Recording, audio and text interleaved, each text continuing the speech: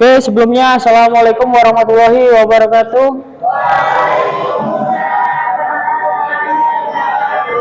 Bagaimana kabarnya hari ini? Sudah siap mengikuti pembelajaran ekonomi? Sebelum kita melanjutkan pembelajaran ekonomi pada pagi hari ini, alangkah lebih baik kita berdoa terlebih dahulu agar supaya nanti pembelajaran kita pada hari ini dapat berjalan lancar dan ilmu yang saya sampaikan bermanfaat bagi kita semua. Minta tolong ketua kelasnya memimpin berdoa. Silakan. Siapa berdoa mulai?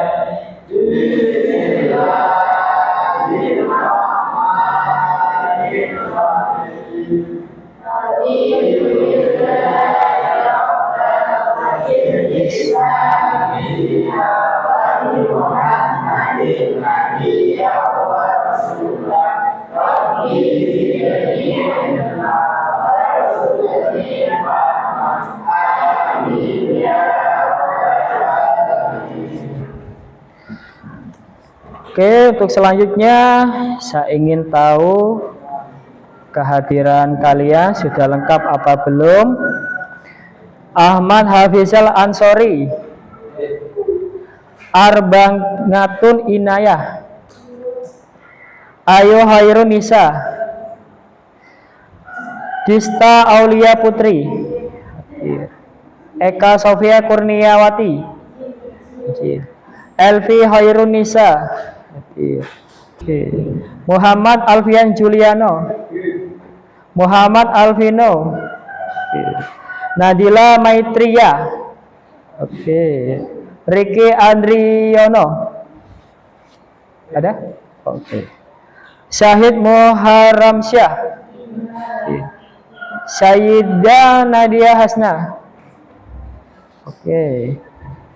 Silvina Fihris Salsabela, Sinta Aulia Putri, Sinta Octavia, ada? Sakit. Wahyu Suma Setiawan,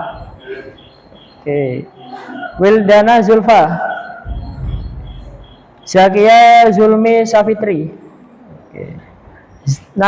Zaskia Cahya Ningtyas, Nadia Sakinatus Zahra. Oke, sudah lengkap semua. Kemarin materi kita sampai mana? Bab 2.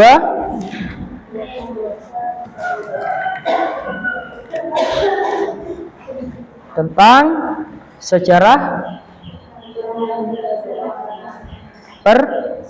perbankan. Oke, di materi kita sudah sampai peran bank dalam kehidupan masyarakat. Pak Guru akan menjelaskan terkait sejarah perbankan yang ada di Indonesia. Sejarah perbankan di Indonesia mencerminkan perjalanan yang panjang dan berliku dari awal mula pendiriannya hingga perkembangannya saat ini. Perbankan di Indonesia telah mengalami berbagai perubahan dan tantangan melalui upaya reformasi dan perbaikan yang berkelanjutan. Sektor perbankan terus tumbuh dan menjadi bagian integral dalam perekonomian Indonesia. Jadi, sejarah perbankan di Indonesia ini dari masa penjajahan sampai kita menjadi negara yang merdeka, banyak perjalanan dan mengalami lika-liku melalui upaya reformasi dan perbaikan berkelanjutan. Di sejarah perbankan Indonesia itu tidak dapat dipisahkan dari kedatangan bangsa asing, yaitu apa aja? di waktu penjajahan, yaitu masa penjajahan Belanda, dan juga yang terakhir apa? Jepang. Nah, pada penjajahan zaman Belanda dan penjajahan Jepang, banyak beroperasi bank-bank milik Belanda dan juga milik dari kependudukan Jepang, yaitu bank-bank milik Belanda misalnya ada De Javase Bank, De Nederlandse Handelsmaatschappij, De Nationale Handelsbank, dan Eskomto Bank. Dan bank-bank yang lain berasal dari Inggris, Australia, dan Tiongkok. Jadi selain bank-bank milik Belanda juga ada bank yang berasal dari Inggris, Australia, dan Tiongkok. Namun ada juga bank milik pribumi, yaitu apa? Bank Desa, Lumbung Desa, dan Algemene Volkskrediet Bank atau yang disingkat AVB. Nah, pada periode kedua, pada tahun pertama kependudukan Jepang, ini kantor-kantor bank ditutup pada tanggal 20 Oktober 1942. Saya ulangi, pada tanggal 20 Oktober 1942, di masa kependudukan Jepang di tahun pertama, kantor-kantor bank yang ada di Indonesia itu ditutup. Apa aja yang ditutup? Semua bank milik Belanda dan Inggris. Nah, semua bank milik Belanda ini dan milik Inggris ini diakuisisi. Namun ada satu bank, yaitu apa? AVB, tidak diikuidasi. Nah, kita lanjut ke periode ketiga, yaitu dibukanya Bank Industri Negara bergerak di bidang pembelanjaan pembangunan, khususnya industri dan pertambangan. Dan periode yang terakhir, yaitu periode yang keempat, merupakan periode Orde Baru. Orde Baru di masa apa? Masa presidennya siapa? Soekarno apa Soeharto? Soeharto. Yaitu di mana perekonomian terpimpin diganti menjadi perekonomian yang lebih demokratis. Bank-bank pemerintah pun dikembalikan menjadi bank umum dengan tugas yang khusus. Dari sejarah perbankan di Indonesia ada yang ditanyakan? Gak ada? Kalau nggak ada, kita lanjut ke definisi dan asas bank.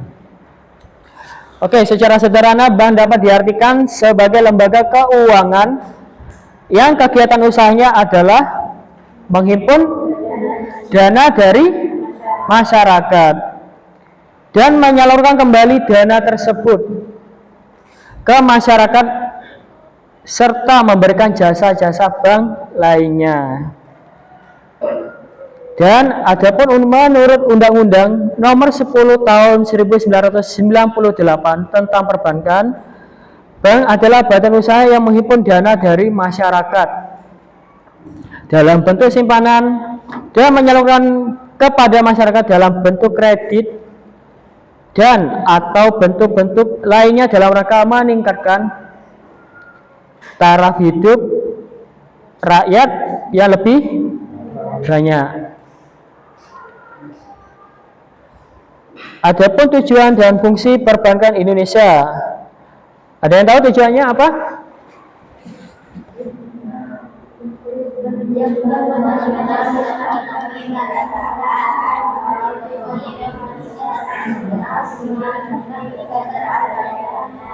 Betul sekali. Berdasarkan asas yang digunakan dalam perbankan, maka tujuan perbankan Indonesia itu adalah menunjang pembangunan nasional dengan meningkatkan pemerataan pertumbuhan ekonomi dan stabilitas nasional demi mewujudkan peningkatan kesejahteraan rakyat banyak.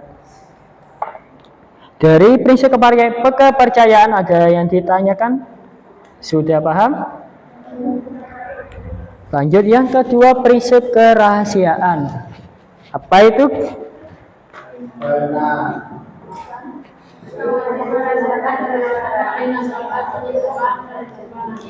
Yap, betul sekali. Bank itu wajib merahasiakan alias menyimpan serahasianya terkait apa? Apa aja itu?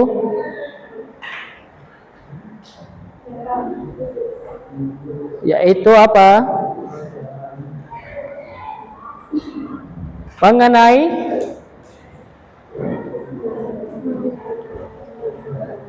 penyimpan dan simpanannya.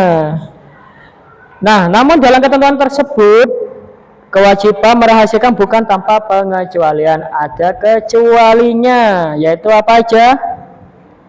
Dalam urusan apa? Utang piutang, ada lagi. Kepentingan pajak, ada lagi.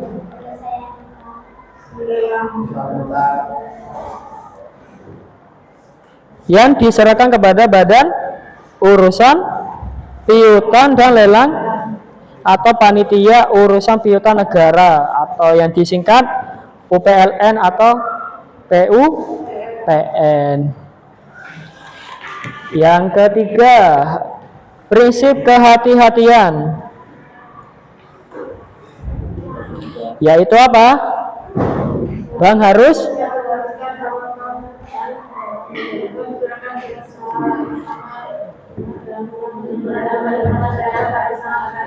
betul dalam menjalankan usahanya.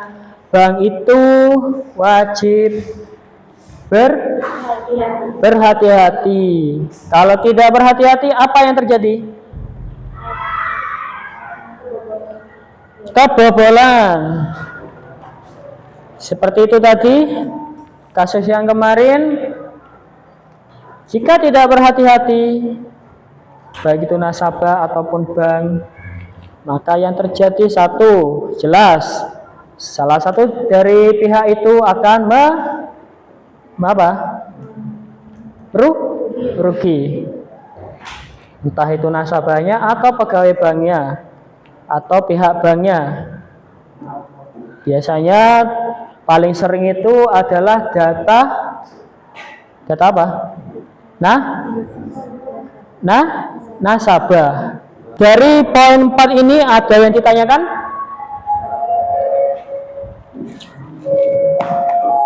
Kalau nggak ada,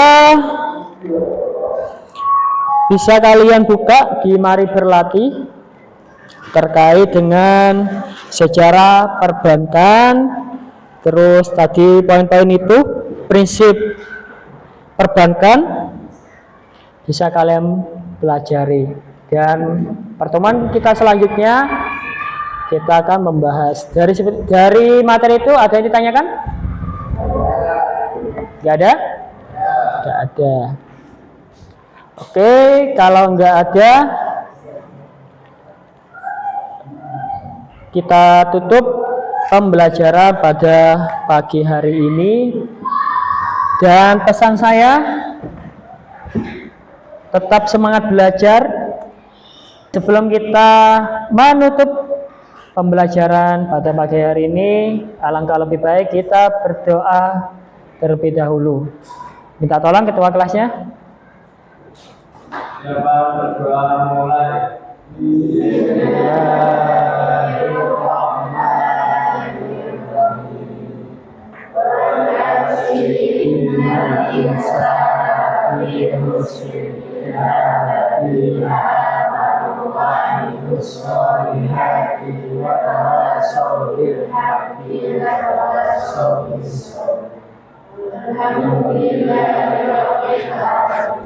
Oke, sekian dari saya, kurang lebihnya mohon maaf. Saya akhiri.